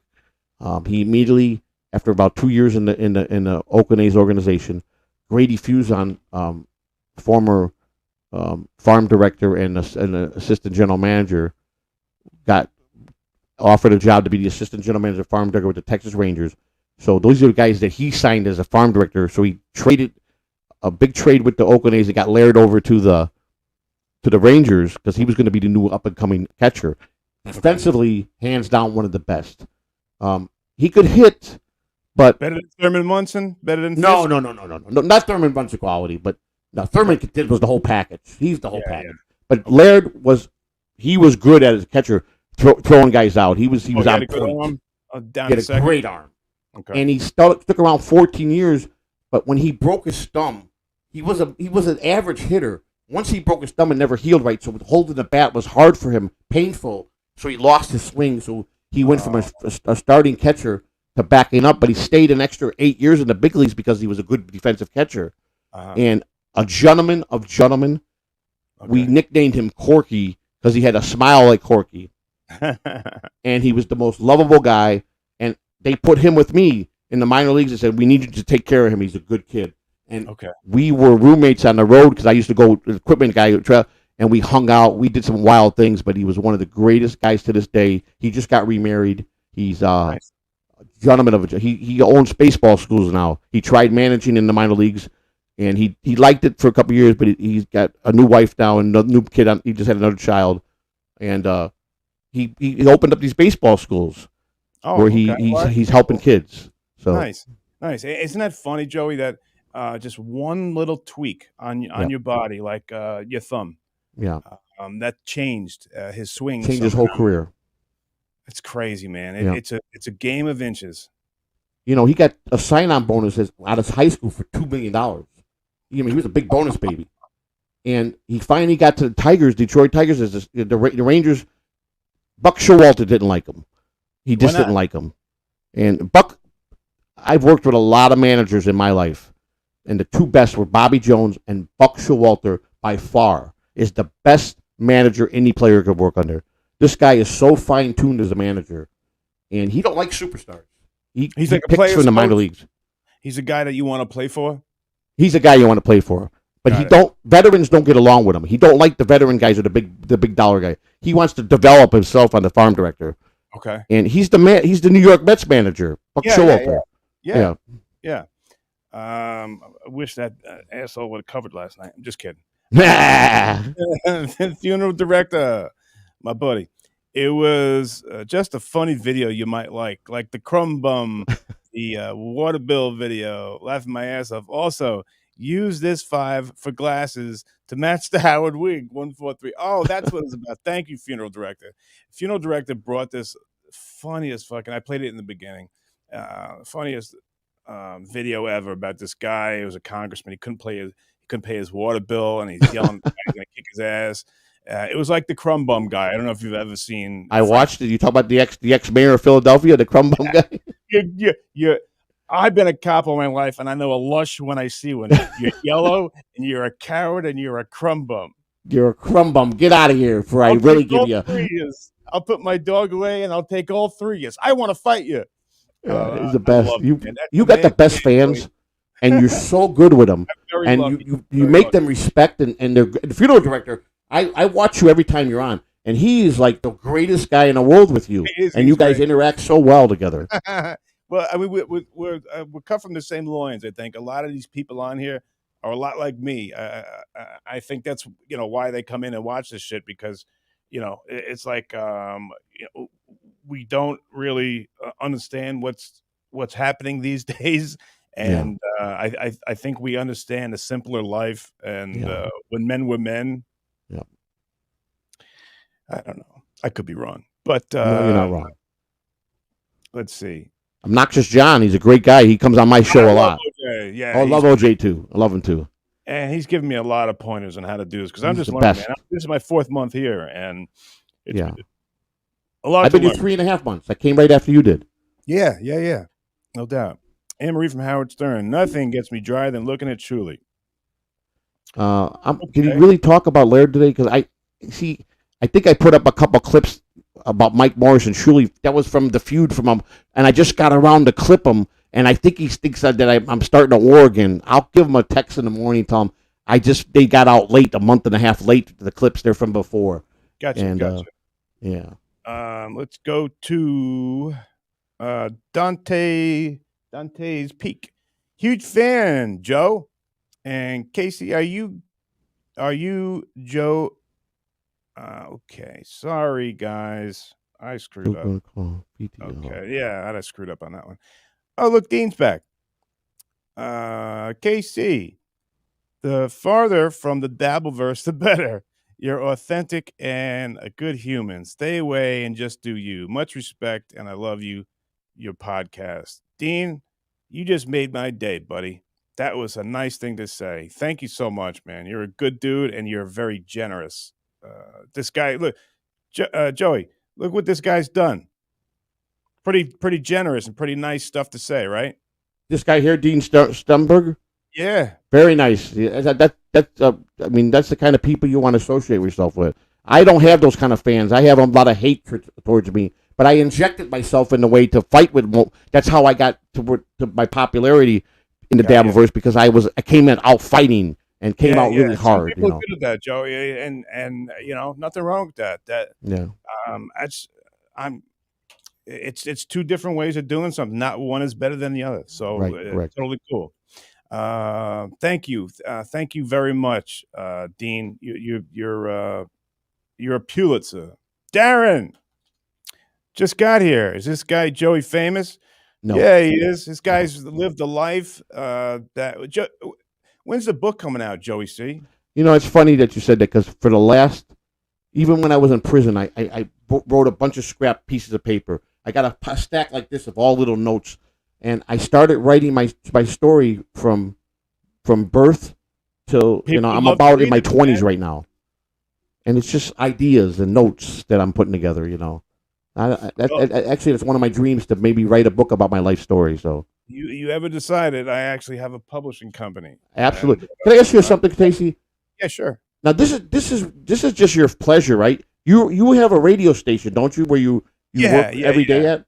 It's not. I do this at night. It's a hobby, and I've kind of really gotten into it. Like, for like one or two people that make you not want to do it, there are hundreds of people that you feel like there's really a way now where you can kind of share ideas and get along with common people who are into the same thing. Yes. It's pretty awesome, and I'm very fortunate, and I can't tell you how grateful I am to the people that do come here. That's nice. So, so I'm not going anywhere. Okay, that's good to hear. I'm glad. Casey, and, I'll talk to you about your book, because I would like that. I really like that. I just want to extend this to you. Yeah. If you're ever in my area, I want to take you to dinner, and I'm going to make a trip someday to New York, and I hope we can have dinner and get together and just talk. I'll take you up on option 2. Chicago these days, I don't know if I want to be going over there. Well, I'm in Tampa. I'm in Tampa, Florida now. Oh, okay. You're in Florida. I thought you were in Chicago. No, I've been in Tampa for over 20 years. But I heard Chicago's having. I just hear it. Oh my God. Yeah. I just hear it. It just feels so bad about how people are pigeon-toed. Like, it's terrible.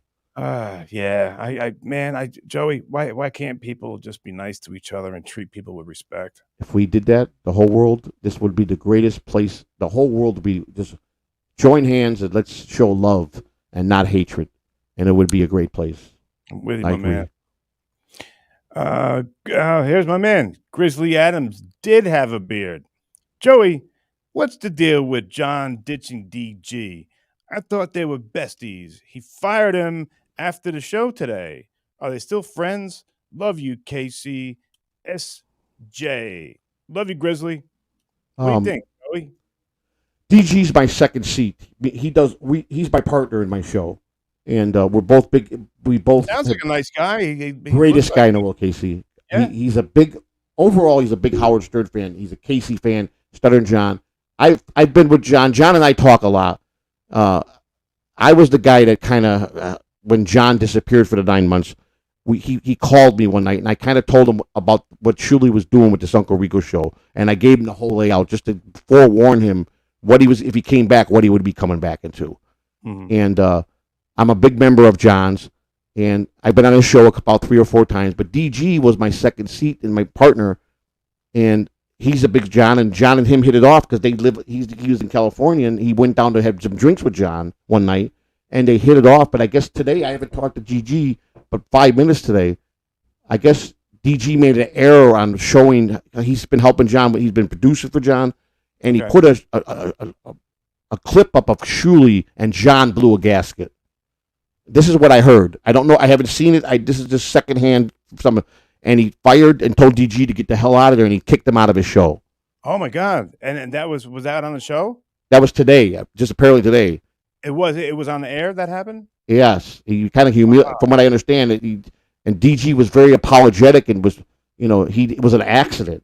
It wasn't malicious at all, and he was trying to show Sam Kinison, and I guess the Sam Kinison thing got somehow misplaced, and Shuley came up, and you know how John feels about Shuley, and I guess it rubbed him in the wrong way, which I can understand that part, but it wasn't done intentionally. I know DG, if he's telling you it's a purely accident and he apologized, it was an accident. And you're saying that's exactly what it was. So, yeah. And you know John, he's a hothead.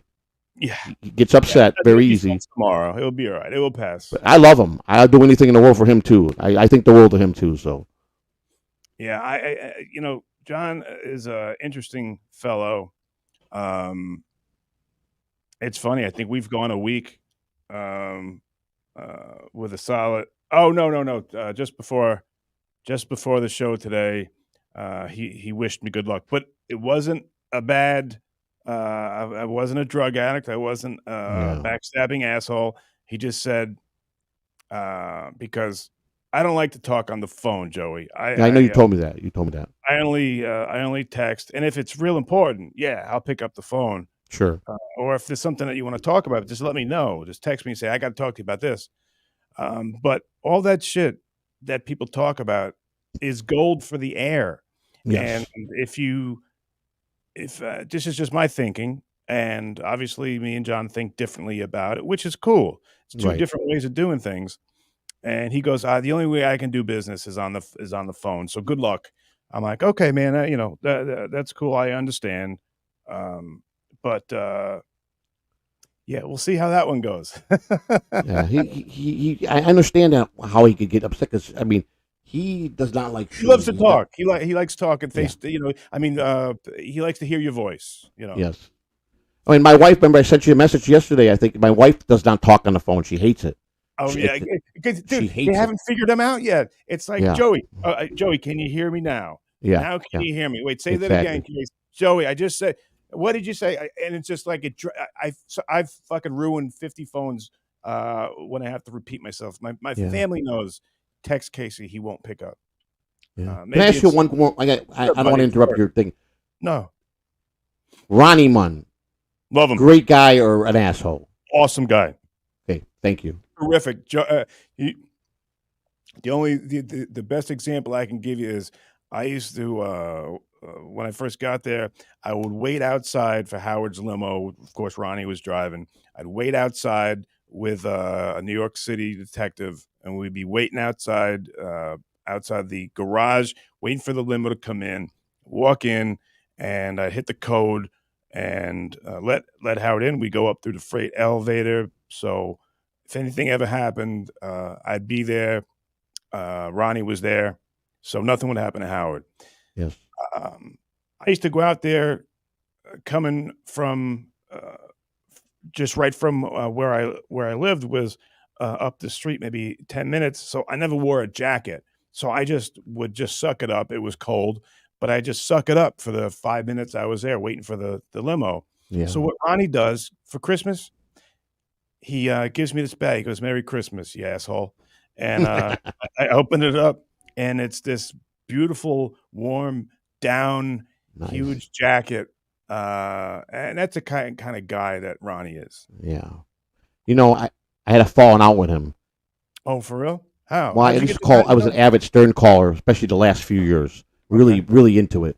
And I got on with Howard and Robin and Fred in 2019, February 6th. We were talking about the Mets Super Bowl idea, and Howard and I hit it off. I was 4 minutes and 56 seconds with the legend of all legends, and I get it. I got there because I was persistent. But every morning I would say hello to Ronnie on Twitter, and he'd say hello to me, and he kind of said something that upset me, or he made it. He said he was going to do something, but he said he didn't promise me, but he thought maybe it would be a go. I asked him to come on my show, and he was he's big with the races. It was I think the Daytona 500, so that's his love. He loves that NASCAR. So I guess he might have got a little drunk, and he told me like halfway through it, I think it's going to look good, and then he just never talked. So the next day I go, I understand, and I was grateful. And he kind of rubbed me in the wrong way. So I said, well, you know what? Let's be men and let's talk about it. I'll give you my phone number. And I gave him his phone number that he didn't know I had. Oh, no. I put it in a private chat. Not I didn't put it out on the internet. Uh-huh. I was private, me and him, in the DMs. And I go, so call me. And I put his phone number as a joke. And he goes, that's not cool, dude. And he blocked me. And I started prank calling him from my show. He gave you his number, I guess, in the past or something. And forgot. No. That's another. I was an advocate follower of Stern Show, so I would do anything I could to try to find how I could talk to Howard. I even called Howard's mother once. I got her phone number. She's a very nice lady. Talked very nice to her, respectful. I was a fan, and she said, thank me, and she said, I have to go now, son. And very nice lady. But now you know that that's wrong, Joey. This was in my younger years. It was definitely wrong. There's no doubt about that. But Ronnie, I was just goofing with him, so I started doing prank phone calls on my radio show. You guys were friends, you said. Not friends, but we were building a rapport. He at least acknowledged my DMs every day, and I love the guys. The three favorites are you, Stutter, and John, and Ronnie. I love the three guys. My dream is to just have a big dinner with the three of you guys, and us just to sit at the table like four guys that grew up together our whole life, and just live the moment for me. That would be a dream that I would want to happen. And I upset him, but he was cool. I start pranking him, he would laugh, because I would imitate him. Yeah, hey, but and he'd laugh his ass off. On his number, Joey, on his cell phone. On his cell I phone. prank call him for my radio show. I did it from a live radio show, and he got upset. But we apologized. I apologized to him, so he's cool. You worked it out. You know that's wrong. Yeah, so. I definitely knew it was wrong. I understand it. I didn't know it was wrong at the time because I heard so many stories. When we're young, we do stupid shit. But because I heard like Bobo. Did Bobo really go to Howard Stern's hospital when his child was born? What? That Howard. Are you serious? I'm dead serious. Bobo did this, and Howard was irate. Wouldn't you be? Yes, that was a little bit too far. But I didn't at the time. I didn't think. Well, if you call a guy on his phone, I mean, he's a famous guy. I mean, that's not going to the birth of his grandson. That's a Bobo showed up at the birth of Howard Stern's daughter. Honest to God, he did. God, I thought I didn't. You might have been gone already. I don't. Maybe it was. Yeah, I was gone. I didn't know anything. But people got to respect boundaries. And, yes, and I've learned that. I made a mistake, and I learned it. It seems like you have. I did. I really have. Yeah. Wow. All right. Well, look, I love your honesty, and I'll always give you the best answer I can to be honest about it. I fucked up, and I'm not proud of what I did, and that won't happen again. And I'm sorry. Hey, that's all you can do as a man. That's it. Yes, sir. Gotcha, buddy. Ryan A. Casey, it's almost 9/11. Start your engine. Oh yes, 9/11. I forgot it's coming up a couple of days. I'm laughing because Ryan A. is referring to me leaving New York. Well, I Because saw it last night. I watched your episode when Robin attacked you for leaving and not coming back. I watched it last night, as a matter of fact, and I thought she was wrong. I'm gonna say I was in your corner, and I like Robin, but I thought she came at you the wrong the way. whole thing was Joey. If you knew the whole story about that, and Yeah. how it got, it's so funny. Like I watch it as an old man now, Yes. and how it's been interpreted over the years. Yeah. It came from a bunch of people not being able to get home because the bridges and the tunnels were closed, as what they were told, Right. to being heroes, and having people come on saying we have to kill these sand ends. Put on 10-10 wins. It would have been a much better thing. I can't imagine what you went through. Just the thought of this could be it for us. I mean, Crazy. It was nuts. I mean, can you imagine what those men and women down there Oh, went sad, through? very The sad. people, they were just going to work. God, I'm not being a homo here, but I got to stop saying stuff like that. But It's okay, Casey. if there's something that breaks me up, it's thinking what those people went through before they came down. I mean, could you? I can't. I don't think there's anything worse that you could.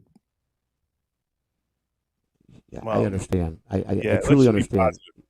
positive. I do, and I'm Just sorry I saying took you there. we're I didn't heroes. mean to. No, not at all, Joey. I'm just saying, just one of the things that I think, I'm sure a lot of people out there think about what that must be like, and thank God that we'll never know Yeah.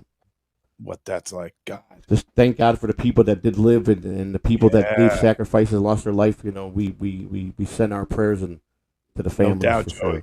And Joey, there was this one story too, which maybe on the 11th I'll get into it. We did it on the radio a couple of years ago, but that story was true about this one pocket of probably about 8 or 10 people that kind of came down with the building.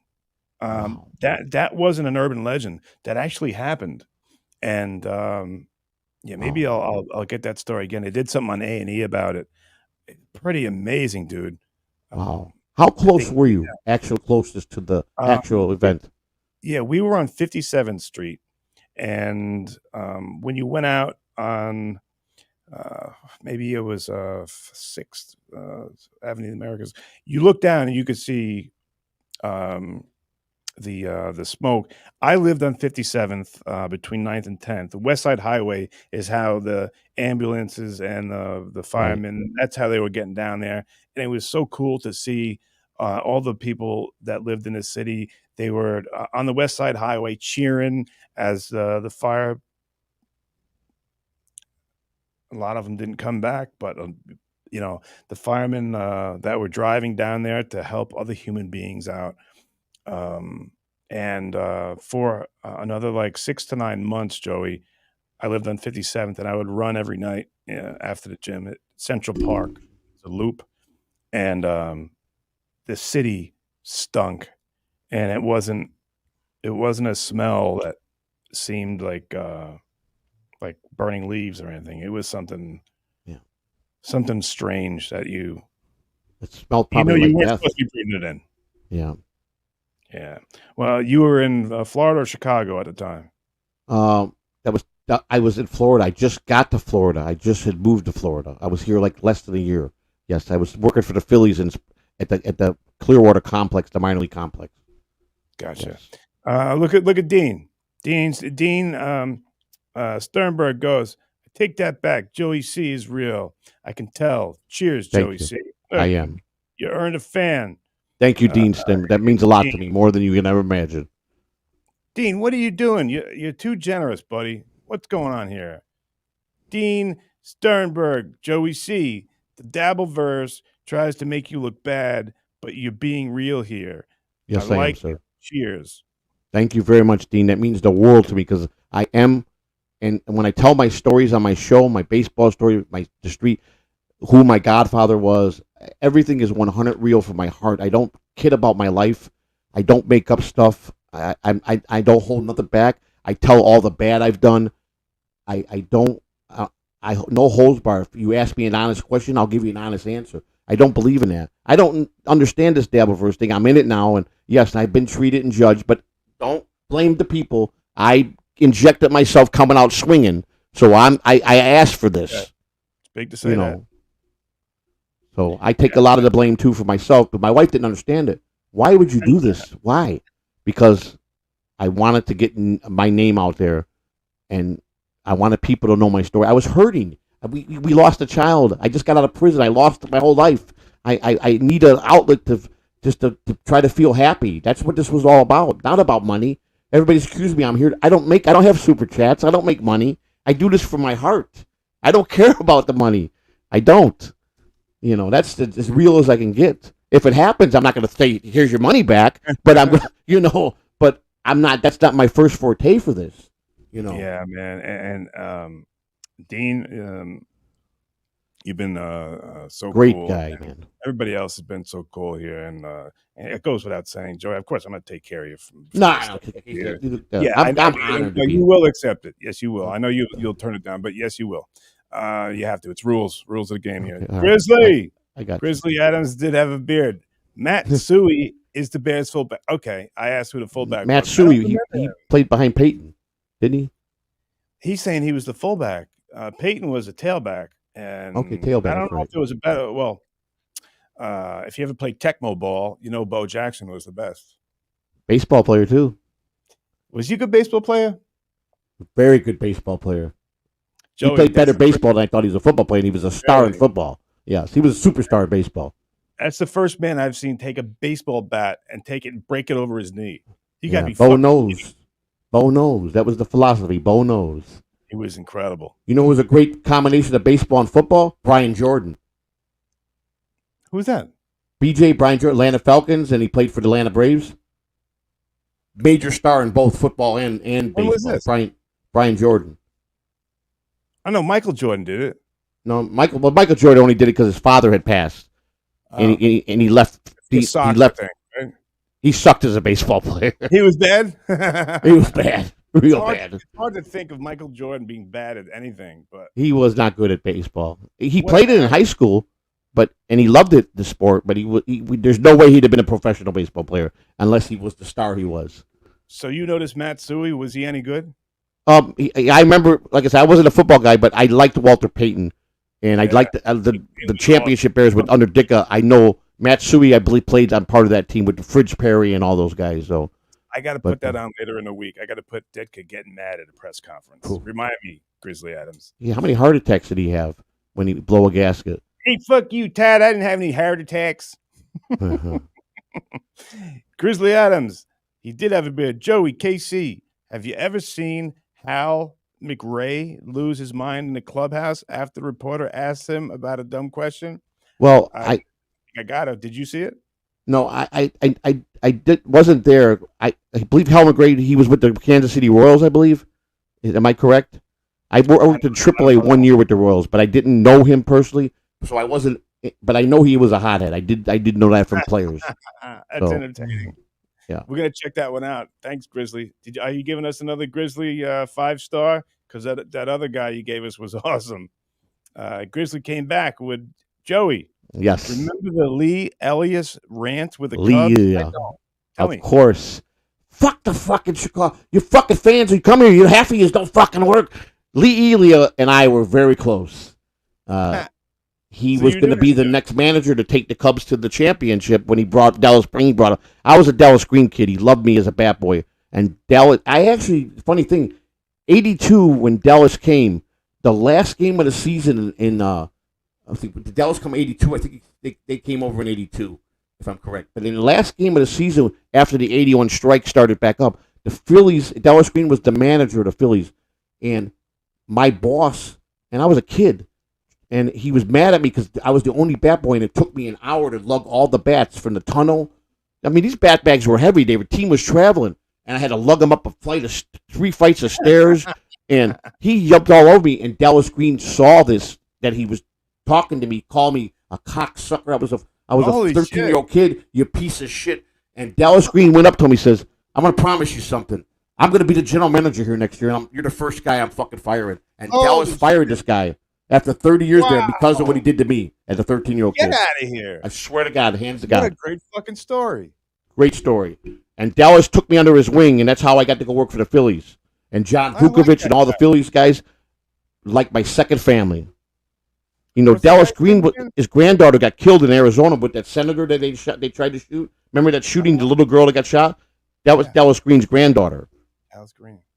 Yeah, Wow. What a great story. What a great guy. great guy, He was mean first guy person- though. I bet he said, "All right, I'll put my dog away. And when I become general manager, you're the 1st You're person gone." I'm going to fire, you crumb bum." He fired him just like that first guy he fired, like a snap of his fingers. He was a big guy. He was a former pitcher, great general manager, great manager, big tall guy, man. Oh, and he had a projected voice. Yeah, definitely. Anne Marie from Howard Stern. Joey KB still wants. Okay, thank you. Yeah, KB jokes about, because my wife was on KB's one time, and I've been on his show about 8 times, and I love him because you don't want to know why. He's the most controversial guy on here. He hates everybody, you know. He really does. Anne Marie from Howard Stern. I want to see Joey C with Dabble Story. Oh my God, Who's that? Dabble Story, and I'm okay. I played a little joke on him today. I love Del. We made peace, me and Dabble Story, and he took offense to a joke I said today. He got mad at me. And he actually wrote my intro for my prison show. He did the intro for it. We made peace. I don't know. This guy was obsessed with me, and he kept trying to get on my show, and I took it the wrong way, the way he was doing it. And I said, "You'll never be on my show. You don't make demands." And you know, I think I called him a crumb bum because I had watched him do crumb. And then he goes, "You don't know." And he starts trashing. He's really good at. He's an engineer of filmmaking or something. He's very good at. He lives at overseas, like that. Yeah, he lives in the UK. Nice guy, very nice guy, and he's good at his job. And we made peace. I made a public apology. He gave me conditions. You got to subscribe to my channel. You got to open your show live and make a public apology to me, which I did. I wore a nice suit for him. I made a public apology, and I had him on my show. And he wrote me. The deal was he would write my intro, because Hackwright did the music, and he wrote the intro to introduce my prison podcast, and it was a wonderful thing. And then I played, you know, I was ripping and running a little bit the last couple of days with the show, early in the morning, and I came out fire hot, and these guys have been on me saying that I claimed a valor, that I was a Marine, and I was a sniper. He made this stuff up about me, you know, not him, but he pointed it out. So okay. Hey, Joey C, we got 13 minutes to your buddy's show, which is it's at 11. Who is it? Oh, Hackwright, it's Puzzle Box, and it's in honor of you tonight. My wife just informed me she sent you a super chat. She wanted you to read. Okay, no doubt. Here, let's get through these so All right. you can go watch your friend's thing. Yes, All right, definitely. let's go. Grizzly Adams did have a beard. Joey DG wasn't trolling John, was he? If so, yuck. Yeah, 100% not. DG was being very genuine to John. You said DG he is was the a good most guy. genuine person you could. He's from the if heart, anybody knows 100%. Grizzly, it's this man. Joey C knows. All right. Very good man, DG. Oh, Dean's back. We love Dean. Dean, Joey C, whatever the Dabbleverse says about you, I don't know. But watching you here, you seem like a normal, good dude. Keep at it. Thank you very much. I try to be normal. I've had my moments, but I try to be Dean just a to nice say that. person. Yeah, Dean to say that. Thank you, Dean. Thank you everybody very knows, much. Joey C's a good guy. Dean said it comes back. For the record, I saw the video before John took it off YouTube. Oh, shit, I wanted to see it. It's still on Facebook. John doesn't trust him anymore. I want to see That's what a shame. happened. Yeah, I want It's to see a what shame. happened. You say he's a good guy and he had his back. Great guy. Probably Casey, just fucked up, you know? great guy. Genuine Yeah, guy. I believe you. Grizzly Adams, can we agree that Shuli is the least talented, unfunny, charismatic, less hack on YouTube? If I see his face while eating, I can't finish my meal. Grizzly, Come on, buddy. You know I'm friends with Shuli. I don't know how Joey C feels, but he's Listen, entitled to his opinion. But I I do not hate know Shuli. people like that feel that way. But me and Shuli go back a long way. You do. I know that. I don't hate Shuli. I actually I like Shuli. I watch his BS show very all the time. I think what he put together as a with the three guys that he works with, they did something very special. How I think of Shuli as a comedian, and if he's funny, I don't really get into comedians. I don't know. I didn't watch a lot of Shuli stuff, but I think he's a smart man, and I think he's a good businessman, and I think whatever he's doing, it's working, and he needs to keep doing what he's doing and take care of his family the way he's been doing it. And I think everything will come out good in the wash. That's what I feel. Nicey nice. Grizzly, nice, good question. Oh, look who it is. It is the true lady. It's Christina C. Thank you so much. You didn't have to do that. Oh my God. Hi, KC. It's Miss C. Send me a link. LOL. Just kidding. Love you. I would love to have you on, but we got Joey C's Another friend time. that's going to be on in 9 minutes. I hope you guys are going to go watch it. Too, We are. because I'm definitely good. I can't miss it. But I'd love to meet you someday with your man, and I think you're a nice lady. So Thank you. Thank you for that. that should be great. You sounds like you got this guy in check. You're She taking does. care of. So She's got me in check. you can do anything with a good woman behind. You gotta have a good woman on your side. Yeah, Grizzly Adams did have a beard. Joey, look, he loves it. Joey Cubs, World Series 2023, Bellinger and Steele, unreal. Your thoughts? Well, I agree with that. Who do you like, Grizzly? I got Atlanta definitely in the World Series. Atlanta's been slumping, buddy. But I think they're going to come out, and I think they're going to be all right. But my sleeper is Seattle. Are they still in? They still the wild card? Seattle's been playing good, man. Yeah, they're my Seattle's sleeper playing team. good. Yeah, that's your sleeper one right there. Yeah, Well, I don't want to talk about the Yankees. yeah. They just kind of got dumped killed this year, by huh? Detroit tonight. You like Detroit? You said? No, they got killed by Detroit tonight. Oh, okay. Before I Phillies came are doing good, aren't they? They, you know what? Atlanta seemed like to be the solid the whole time. But Joey C, we'll come back and do Absolutely. talk Yeah. because I know we got to hurry up. got I know that. some left here. We don't want to screw anybody over. Oh, Dean comes back. Dean, you're being so generous here, buddy. Ronnie is the only real person there now, not someone I would personally hang out with, but he's genuine. Not so sure about the other staffers on Stern these days. Maybe I'm wrong. And Dean, I don't know either because I haven't been there. I wasn't invited to Howard's 60th or whatever. Must have been 10 years ago, something like Like that. 75 now, 15 years ago. Yeah. So every once in a while, I'll talk to Gary. Talk to Benji the other day.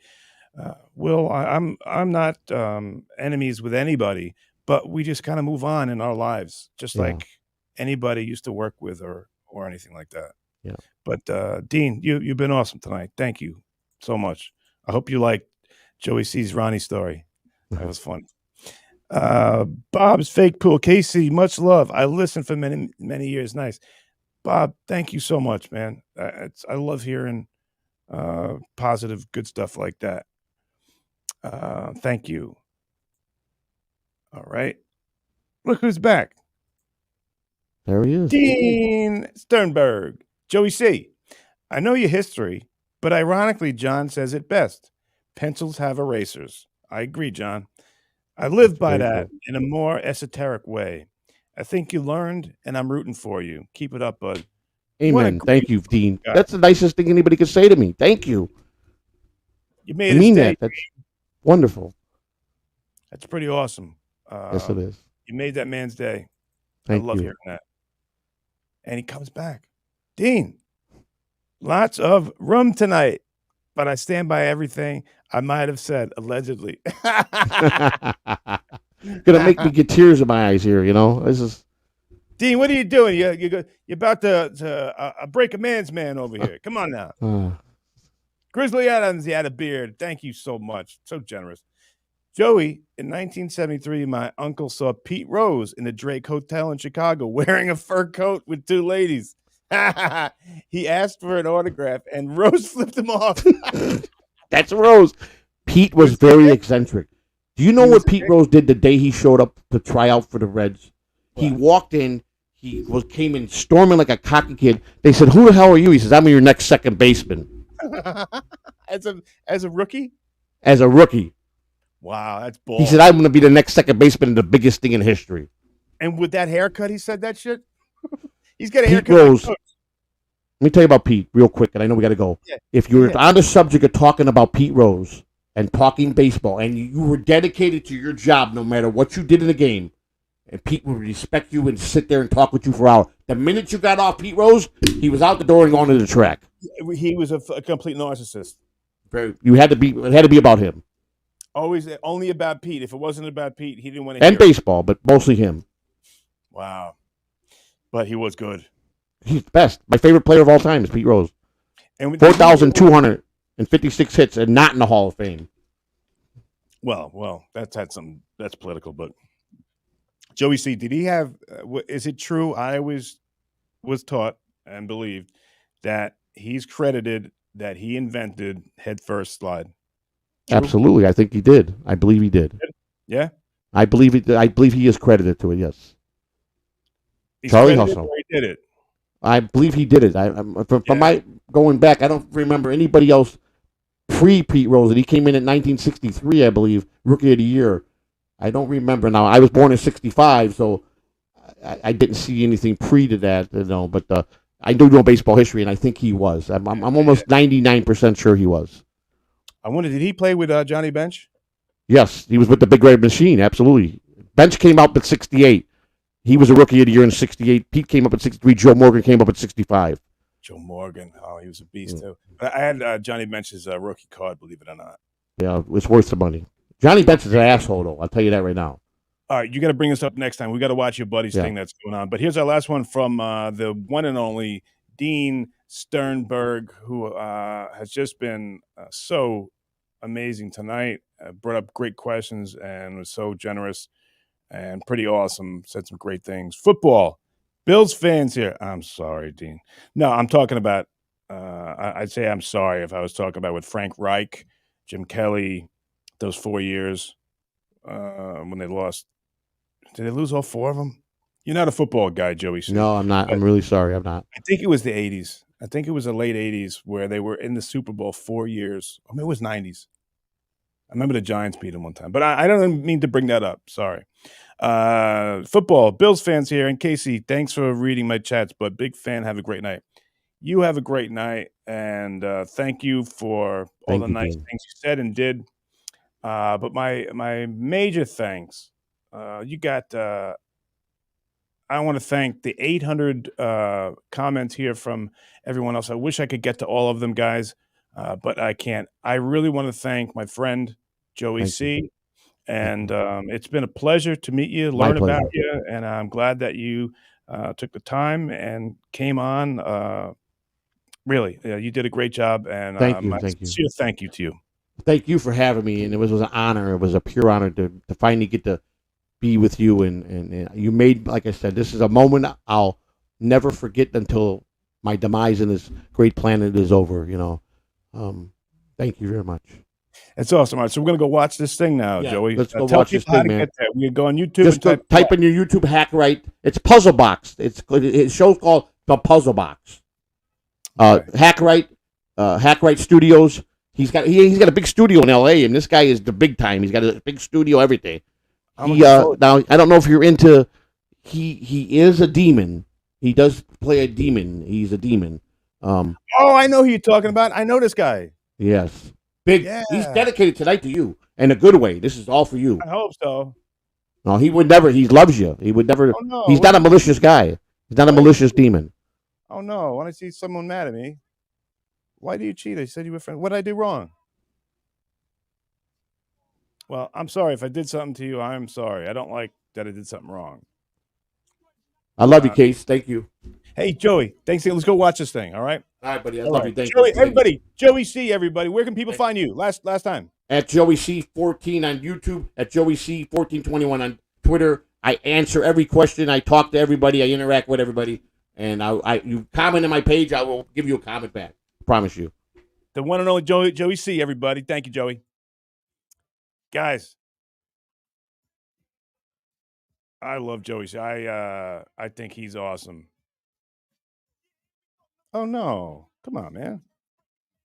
I am your friend. I don't like when people write bad things. That wasn't nice. But let's go check this thing out. It's 11 o'clock. Guys, I want to thank you all so much for coming on. I want to thank Grizzly. I want to thank Dean. I want to thank Grizzly. I want to thank all you guys. You guys made a great show tonight, and I'm very happy. So, okay. I understand. No, we got to watch this thing now, guys. Yeah, Ross, Puzzle Box. Yeah, let's check it out. We did 2 hours already. Come on now. All right, let's go watch it. And I want to thank everyone who came on. You guys mean the world to me. You know that. All right, we're going to go watch it now. Good night, guys. I'm a crib keeper, and thank you, Coach. I'm a crib keeper.